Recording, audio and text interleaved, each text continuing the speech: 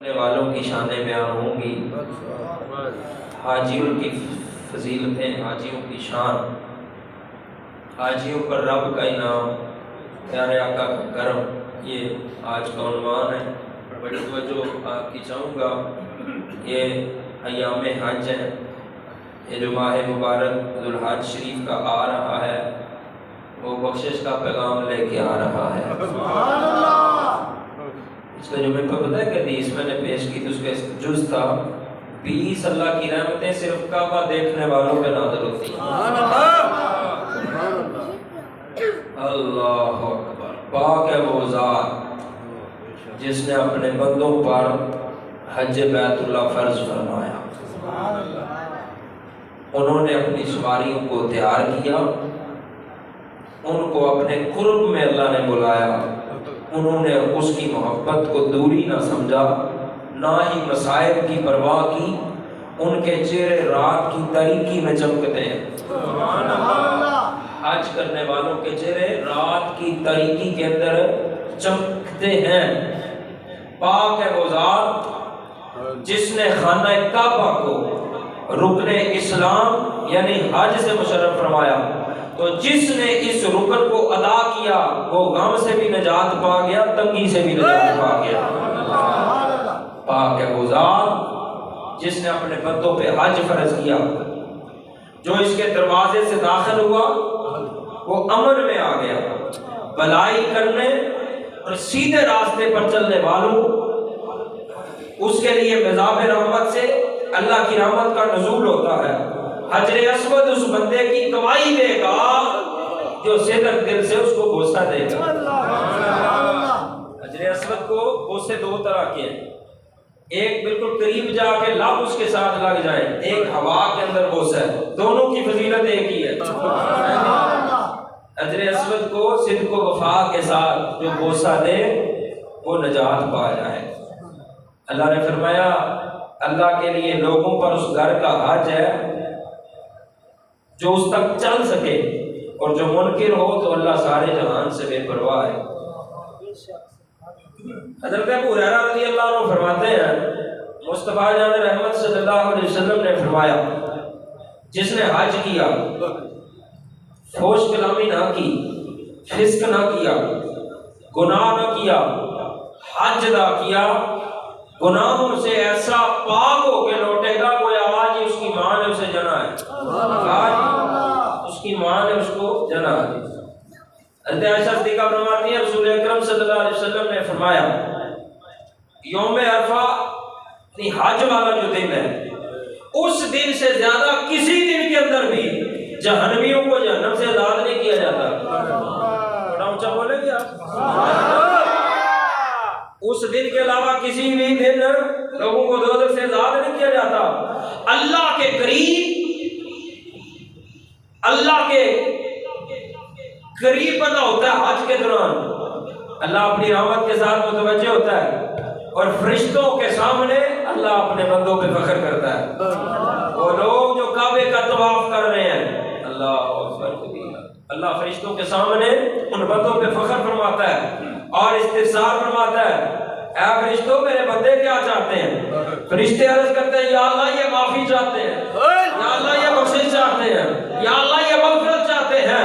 اللہ فرماتا ہے فرشتوں گواہ ہو جاؤ میں نے ان سب کو بخش بھی دیا ہے اور ان کے گناہوں سے درگزر بھی فرما دیا ہے، ان کو بخش بھی دیا ہے اور ان سے درگزر بھی فرما دیا۔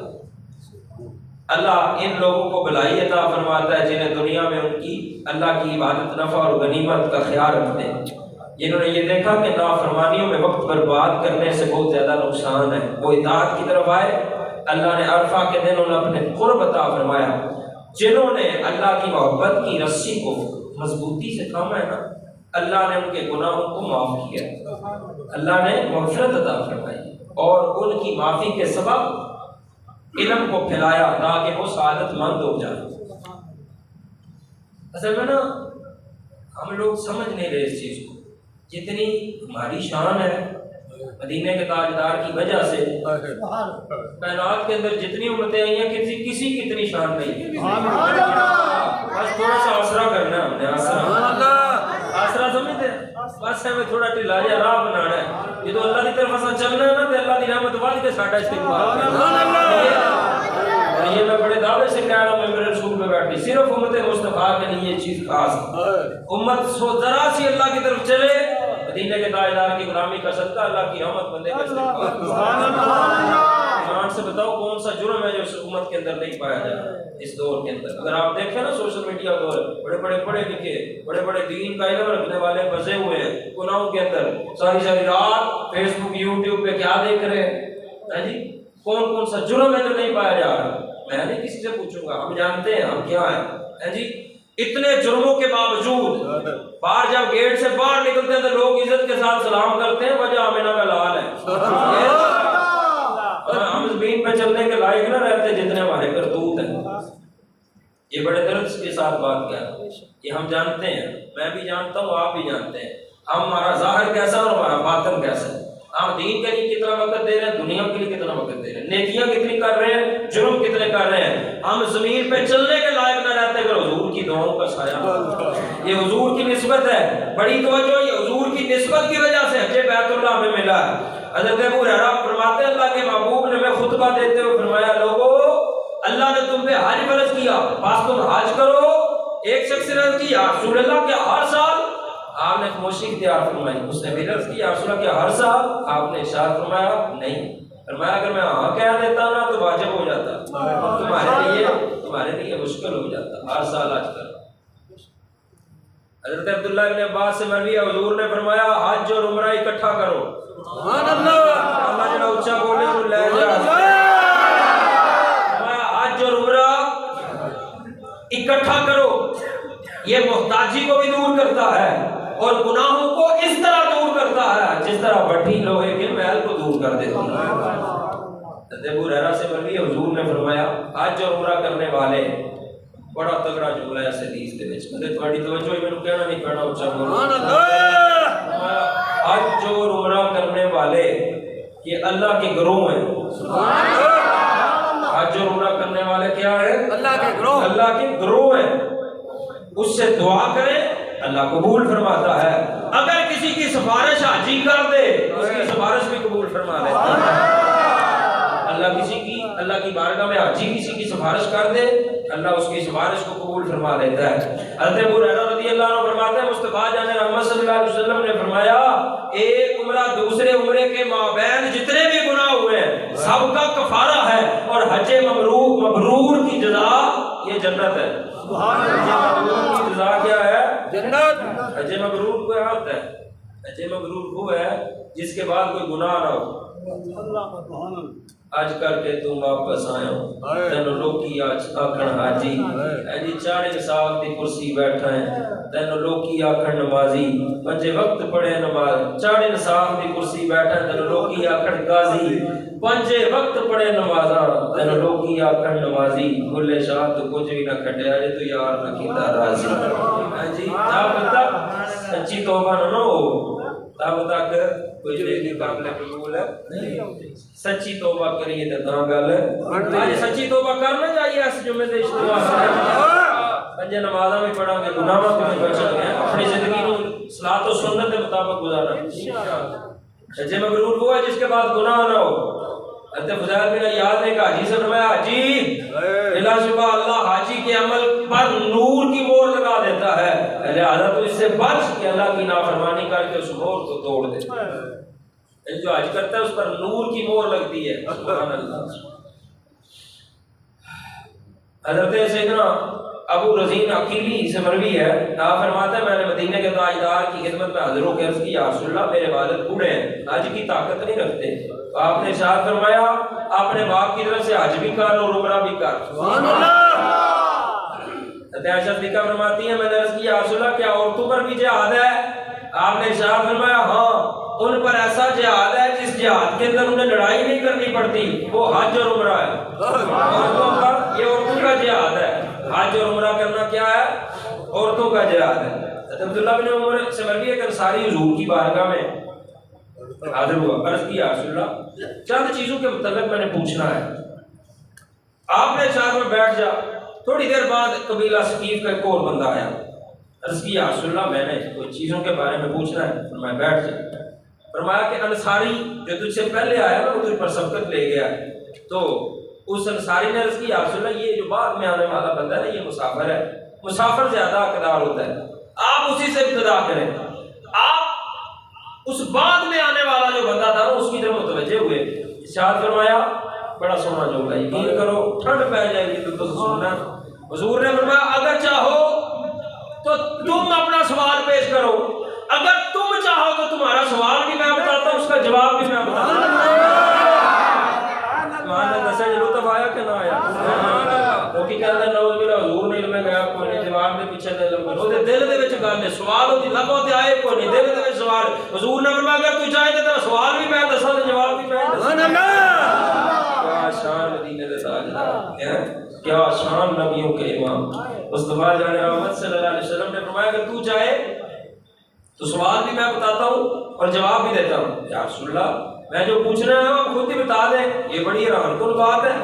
آپ نے ارشاد فرمایا تیرا سوال یہ ہے تم مجھ سے رکوع, سجود, نماز, روزے کے متعلق پوچھنے آئے تھے. اس نے عرض کی اس ذات کی قسم جس نے آپ کو حق کے ساتھ بھیجا ہے, آپ نے وہ بتانے میں کوئی خطا نہیں کی, جو میرے دل کے اندر بات تھی وہی آپ نے بیان فرمائی ہے. جو میرے دل کے اندر بات تھی وہی آپ نے بیان فرمائی. پیارے آقا صلی اللہ علیہ وسلم نے فرمایا جب تم رکوع کرو تو ہتھیلیوں کو گھٹنوں پر رکھ کر انگلیوں کو کشادہ کرو, پھر اتنا ٹھہرو کہ ہر عضو اپنی جگہ قرار پکڑ لے. سجدہ کرتے وقت پیشانی کو اچھی طرح جماؤ اور چونچ نہ مارو. کہیں اندر نا چونچ ماری پھر دلال پھر تلے پھر اٹھتے پھر تلے, جی چونچ نہ مارو, آرام کے ساتھ سجدہ کرو اور دن کے اول آخر میں نماز ادا کرو. عرض کی یا نبی اللہ اگر میں ان کے درمیان وقت پاؤں تو آپ نے فرمایا اس وقت نماز پڑھ لو. ہر مہینے کی 13, 14, 15 تاریخ کا روزہ رکھو. رات کے پہلے حصے میں آرام, درمیانے میں قیام اور آخری میں پھر سو جاؤ. اگر تم درمیان سے آخر تک جاگتے رہو تو بھی نماز پڑھتے رہو گے. وہ بندہ اٹھ کے کھڑا ہو گیا. پھر آپ انصاری کی طرف متوجہ ہوئے. فرمایا تو بھی اگر چاہے تو تیرا سوال بھی میں بتاتا ہوں, جواب بھی میں بتاتا ہوں. تو چاہے سوال بھی میں بتاتا ہوں اور جواب بھی میں تجھے بتاتا ہوں. کہنے لگا یا رسول اللہ جو پوچھنے آئے ہو آپ خود ہی بتا دیں. آپ نے فرمایا تم یہ پوچھنے آئے ہو حاجی کے لیے کتنا ثواب. آپ نے فرمایا تم یہ پوچھنے آئے ہو جو حج کے ارادے سے نکلے اس کا اجر کیا ہے, وقوف عرفہ کا ثواب کیا ہے, رمی جمار کا ثواب کیا ہے, سر کا حلق کرانے کا ثواب کیا ہے, آخری طواف کرنے کا ثواب کیا ہے. اس نے عرض کی اس رب کی قسم جس نے آپ کو حق کے ساتھ مبعوث فرمایا ہے. میرے یہی سوال تھے, میرے یہی سوال تھے. آپ صلی اللہ علیہ وسلم نے فرمایا جب حاجی اپنے گھر سے نکلتا ہے اس کے ہر قدم کے بدلے ایک نیکی لکھی جاتی ہے. یا اللہ جڑا اونچا بولے اگلے سال آ جائے. فرمایا جو حاجی اپنے گھر سے نکلتا ہے اس کے لیے ہر قدم کے بدلے ایک نیکی لکھی جاتی ہے. پیارے آقا صلی اللہ علیہ وسلم نے فرمایا ہر قدم کے بدلے ایک گناہ مٹا دیا جاتا ہے.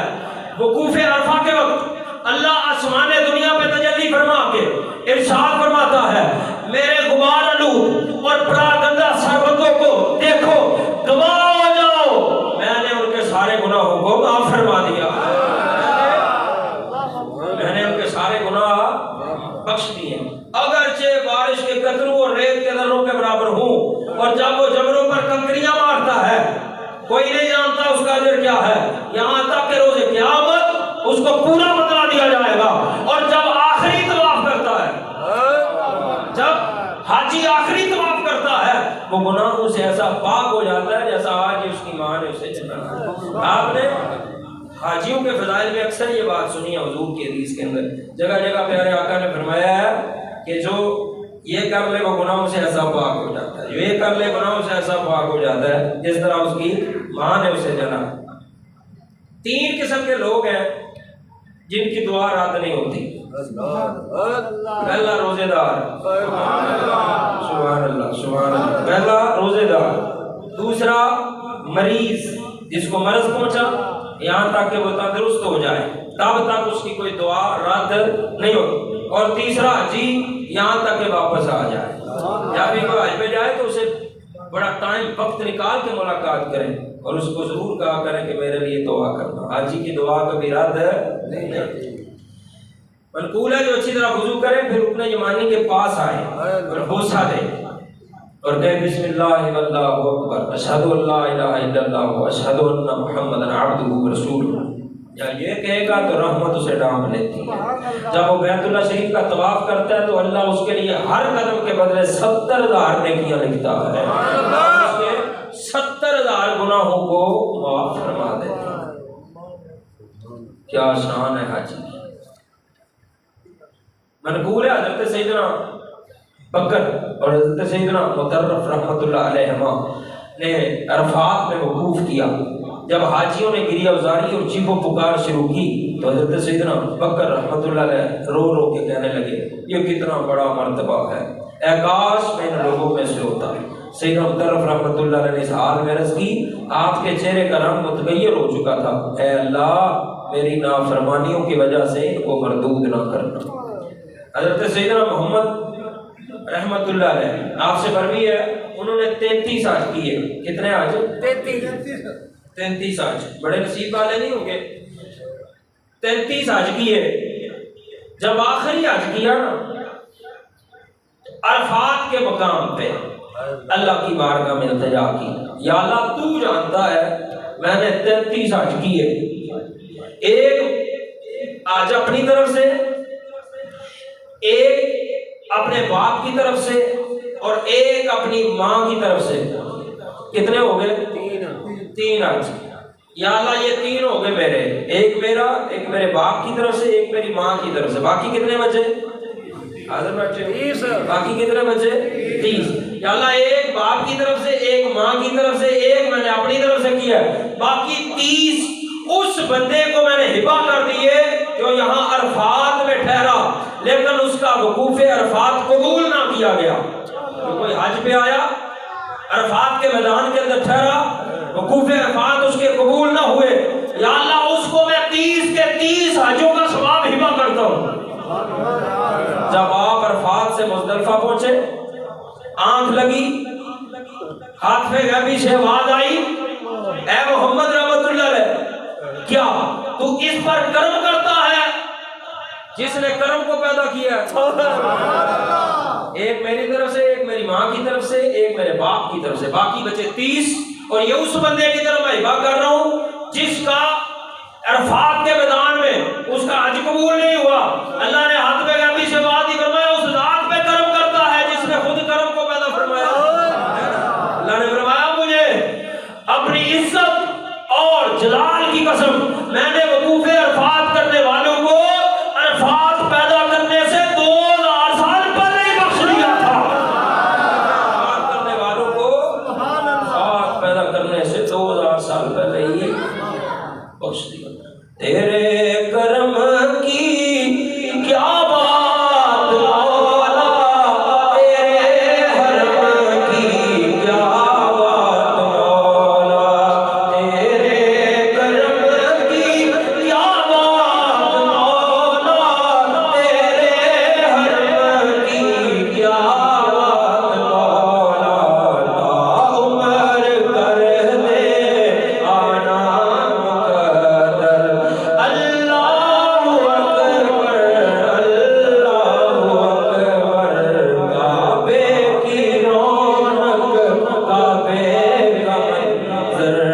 اللہ اکبر اللہ اکبر.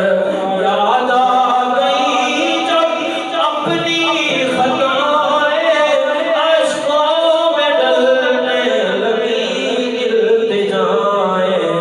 رویا غلاف کعبہ پکڑ کر. اللہ اکبر اللہ اکبر. کعبے کی رونق کعبے کا منظر.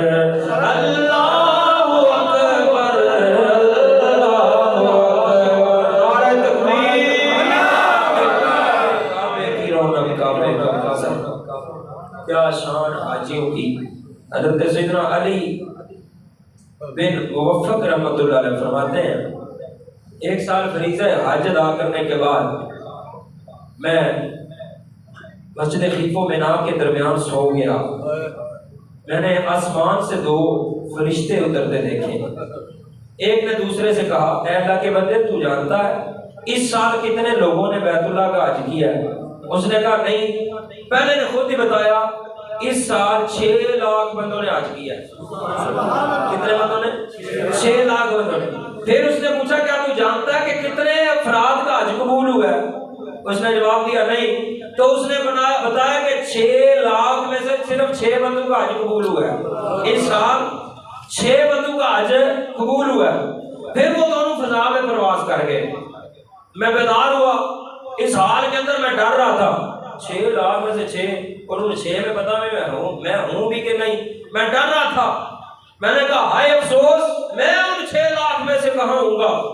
جب میں نے عرفات میں وقوف کیا مزدلفہ میں رات گزاری انہی 2 فرشتوں کو دیکھا. وہ حسب عادت آسمان سے نازل ہوئے. ایک نے دوسرے کو سلام کیا کہا اے اللہ کے بندے تو جانتا ہے تیرے رب نے اس رات کے اندر کیا فیصلہ فرمایا؟ اس نے کہا نہیں. پہلے نے بتایا اللہ نے ان 6 مقبولین میں سے ہر ایک کی وجہ سے 1 لاکھ کو بخش دیا. 6 بندوں کا حج قبول ہوا ہے اور 6 کی برکت سے 1 کی وجہ سے اللہ نے 1 لاکھ کو بخش دیا اور تمام کا حج قبول فرما لیا. پھر میں بیدار ہوا. مجھے اتنی خوشی تھی کہ جس کو اللہ کے سوا کوئی نہیں جانتا کیونکہ تمام حاجیوں کا حج قبول فرما لیا گیا. جود و کرم سے نوازا گیا اور کسی کو بدبخت و محروم نہ کیا گیا. حضرت رابعہ بصریہ رحمۃ اللہ علیہ آپ ننگے پاؤں نہ پیدل حج بیت اللہ کے لیے تشریف لے گئی. اللہ عز و جل نے ان کو جو بھی کھانا عطا فرمایا نا وہ اشار کر دیتی. بڑی پائے کہ اللہ کی ولیہ گزری ہیں حضرت رابعہ بصری. بڑے مجاہدات ہیں ان کی کتابوں کے اندر. آپ پڑھیں نا مکاشفۃ القلوب، احیاء القلوب، امام محمد غزالی رحمۃ اللہ علیہ کی کتابیں تصوف کے اوپر ہیں، تزکیہ نفس کے اوپر ہیں. اللہ تبارک و تعالیٰ کی بارگاہ کی طرف بندے کی توجہ ہوتی ہے. یہ صوفیاء کی جو کتابیں ہیں ان کے اندر بڑی لذت ہے. آپ پڑھ کے دیکھیے گا مکاشفۃ القلوب. اگلے جمعے میں بتائیں گے آپ مجھے آگے واقعی لذت آ گئی اس تحریر. کیونکہ اللہ کے ولیوں کی جو زبان ہوتی ہے اس کے اندر بڑی لذت ہوتی ہے.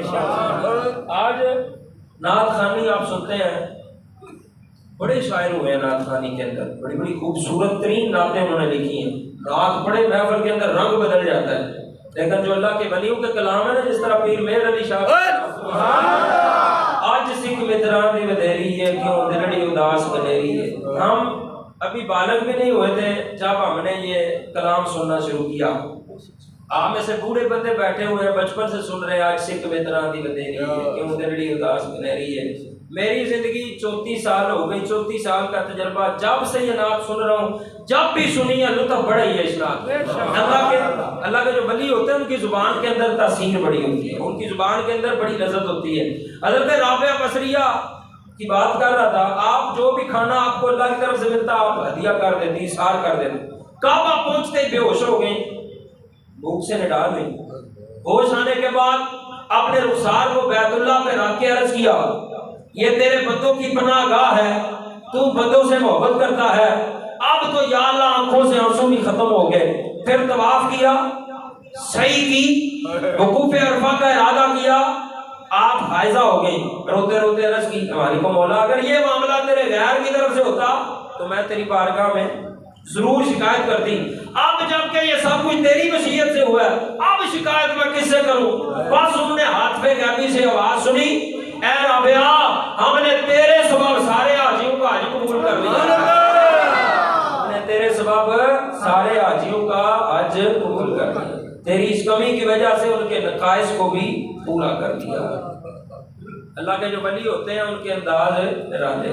بابا باجی دے بستامی نہیں سن گئے کعبے 12 سال کا سفر کر کے ہر قدم پہ نفل پڑھے آپ نے. 12 سال میں مکے گئے پیدل حج کرنے کے لیے. جب سامنے کعبہ دیکھا نا تو آنکھیں بند کر لی.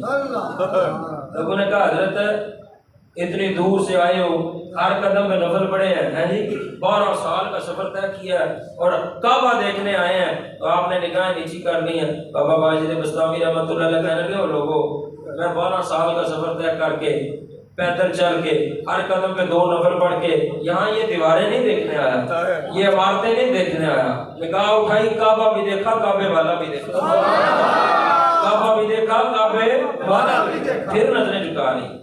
علماء نے کہا حضرت آپ نظریں کیوں جھکائی ہیں؟ آپ نے کہا جب وہ نظر آتا ہے تو پھر یہ دیواریں نظر کیوں آتی ہیں؟ آپ نے فرمایا جب وہ نظر آتا ہے تو پھر یہ دیواریں کیوں نظر آتی ہیں؟